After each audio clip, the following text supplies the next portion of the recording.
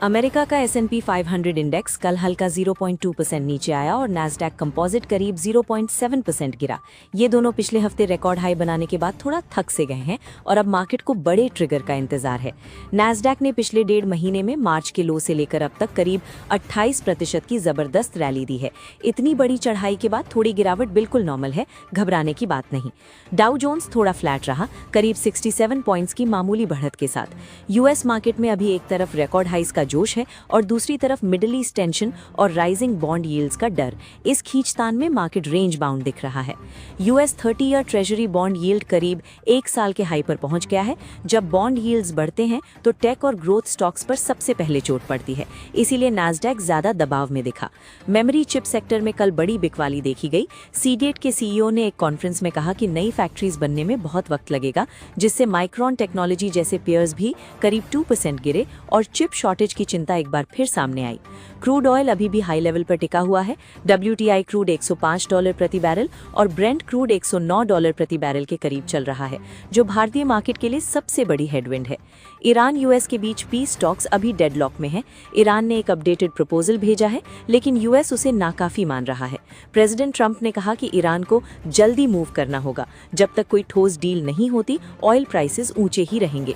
सबसे चिंताजनक खबर यह है कि इजराइल और यूएस मिलकर ईरान के खार्ग आइलैंड पर नजर रख रहे हैं। यही वो आइलैंड है जहां से ईरान का 90% ऑयल एक्सपोर्ट होता है।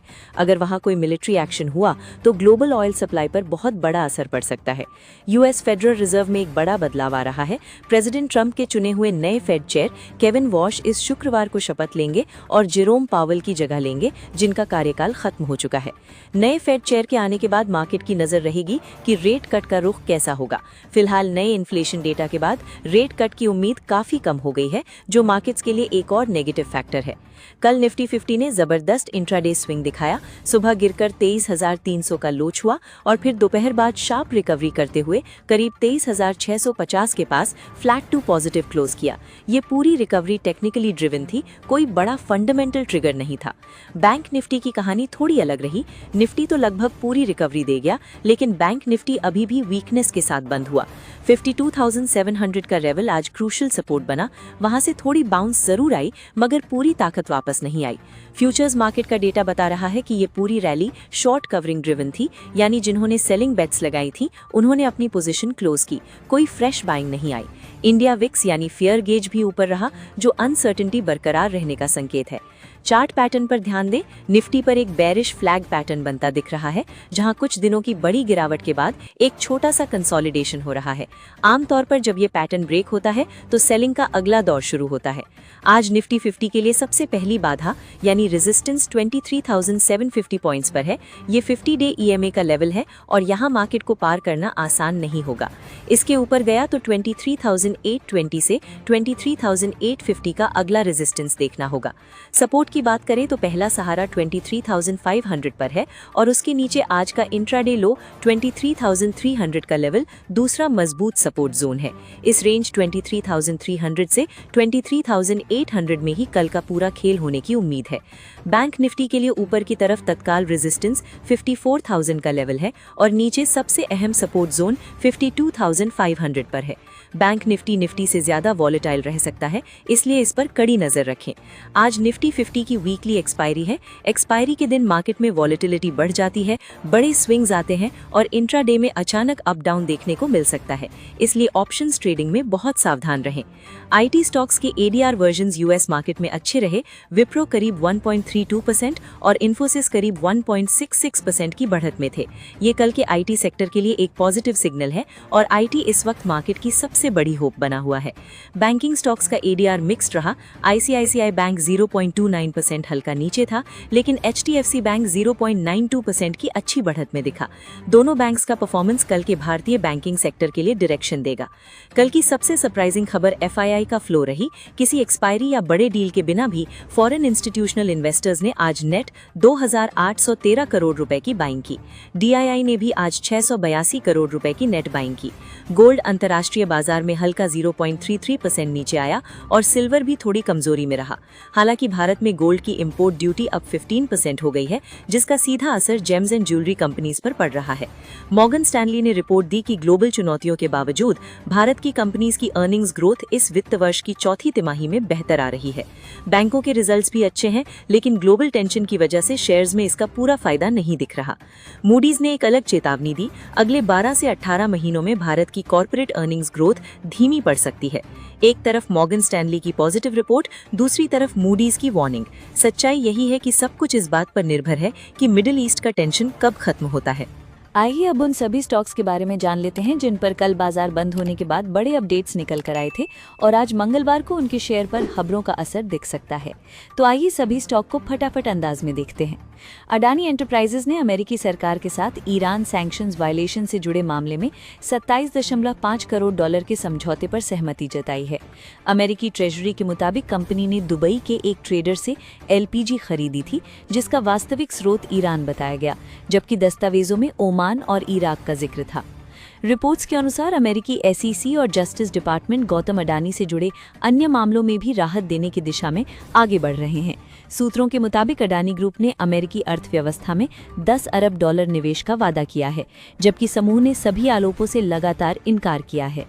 इंडियन ऑयल कॉरपोरेशन का Q4 नेट प्रॉफिट 57% बढ़कर मजबूत स्तर पर पहुंचा, जिसकी बड़ी वजह रिफाइनिंग मार्जिन्स में सुधार और बेहतर ऑपरेशनल परफॉर्मेंस रही। कंपनी ने निवेशकों के लिए 12.5% डिविडेंड का भी ऐलान किया, हालांकि शेयर 2% गिरकर 131 रुपये 85 पैसे पर बंद हुआ। पूर्वाकरा ने मार्च तिमाही में शानदार टर्नअराउंड दिखाया और घाटे से मुनाफे में वापसी की।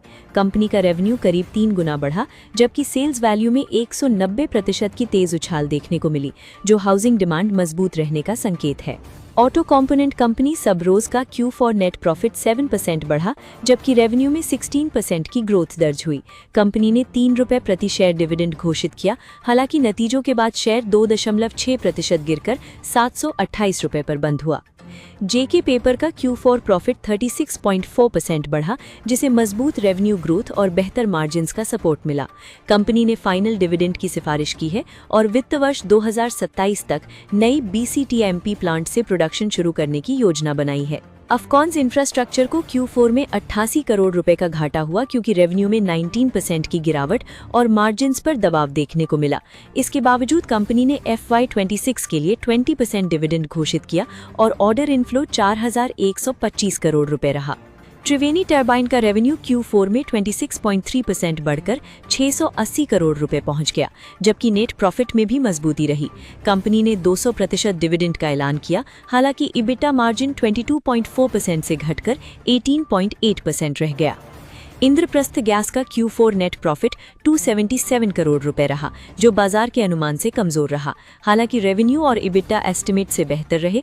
कंपनी ने निवेशकों के लिए 1.5 रुपये प्रति शेयर डिविडेंड का ऐलान किया। GE वर्नोवा T&D इंडिया का मार्च तिमाही प्रॉफिट 89% बढ़ा, जिसमें मजबूत रेवेन्यू ग्रोथ और मार्जिन एक्सपेंशन का बड़ा योगदान रहा। कंपनी ने बेहतर प्रोजेक्ट एग्जीक्यूशन के दम पर शानदार ऑपरेशनल परफॉर्मेंस दिखाया और डिविडेंड की भी घोषणा की। JSW एनर्जी में 2.5 करोड़ शेयरों की बड़ी ब्लॉक डील हुई, जिसमें SBI म्यूचुअल फंड ने 1 करोड़ और GQG पार्टनर्स ने 1.5 करोड़ शेयर 1260 रुपये प्रति शेयर के भाव पर खरीदे। इतनी बड़ी इंस्टीट्यूशनल बाइंग को बाजार आमतौर पर लॉन्ग टर्म पॉजिटिव संकेत मानता है। डॉम्स इंडस्ट्रीज ने मजबूत Q4 नतीजे पेश किए। कंपनी का नेट प्रॉफिट 17.2% बढ़कर 56.7 करोड़ रुपए और रेवेन्यू 18.7% बढ़कर 604 करोड़ रुपए पहुंच गया। कंपनी ने निवेशकों के लिए 3.5 रुपये प्रति शेयर फाइनल डिविडेंड देने की भी घोषणा की। मोंटे कार्लो फैशंस मार्च तिमाही में घाटे से निकलकर मुनाफे में लौट आई। कंपनी को Q4 में 5 करोड़ रुपए का प्रॉफिट हुआ, जबकि पिछले साल इसी तिमाही में 10.3 करोड़ रुपए का घाटा था। EBITDA मार्जिन भी 2.9% से बढ़कर 9.23% पहुंच गया। IRCTC ने पहली बार भारत से नेपाल तक जाने वाली भारत गौरव टूरिस्ट ट्रेन लॉन्च की है। ये 9 रात और 10 दिन की यात्रा होगी, जिसमें पशुपतिनाथ मंदिर, पोखरा और चितवन नेशनल पार्क जैसे प्रमुख धार्मिक और पर्यटन स्थल शामिल हैं। एस्ट्रल की Q4 नतीजों में प्रॉफिट और रेवेन्यू दोनों बढ़े, लेकिन कंपनी बाजार के अनुमान से पीछे रही। नेट प्रॉफिट 19.7% बढ़कर 213 करोड़ रुपए और रेवेन्यू 24.3% बढ़कर 2089 करोड़ रुपए पहुंचा, जबकि एनालिस्ट्स इससे ज्यादा उम्मीद कर रहे थे। वास्कॉन इंजीनियरिंग को रिलायंस इंडस्ट्रीज से 131.85 करोड़ रुपए का नया कंस्ट्रक्शन ऑर्डर मिला है। इस खबर के बाद निवेशकों की नज़र कंपनी की ऑर्डर बुक ग्रोथ और आने वाले प्रोजेक्ट्स पर बनी रहेगी।